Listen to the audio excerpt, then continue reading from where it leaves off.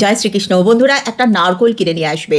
নারকোলের ওপরে তোমার এই ফিঙ্গারটাকে দিয়ে হলুদ দিয়ে শ্রীফলের ওপরে একটা তিলক বিন্দি কেটে দেবে। তারপর ওই নারকোলটাকে যদি সম্ভব হয় হাজব্যান্ড ওয়াইফ দুজনে মিলে, আর যদি না সম্ভব হয় তাহলে তুমি একাই করবে, সেইটাকে নিয়ে ধরবে হাতে। আর যদি তুমি একা করো তাহলে এক হাতে ধরে তোমার যে ইচ্ছেটা সেই ইচ্ছেটা বলবে। এটা কারা করবে?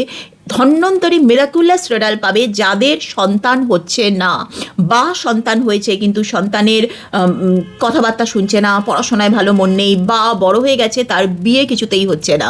এই রকম ক্ষেত্রে তোমরা এই রেমেডিটা করবে। তারপরে উইশ বলার পর ওই নারকোলটাকে গিয়ে তোমরা মহাদেবের মন্দিরে রেখে আসবে। যদি শিব মন্দির কাছে না থাকে তাহলে পরে নিজের বাড়িতে যেখানে তোমার ঠাকুর দেবতা সেখানে রেখে দেবে।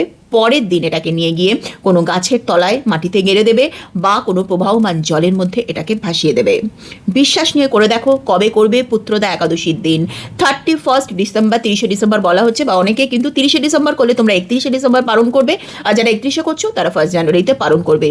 করে দেখো, বিশ্বাস নিয়ে 100% বলছি এই টোটকা তোমাদের পুত্রদা একাদশীর দিন কাজে লাগবেই। কমেন্ট সেকশনে একাদশী ম্যানিফেস্ট কথাটা ডিভাইন ব্লেসিং পাওয়ার জন্য অবশ্যই লিখো।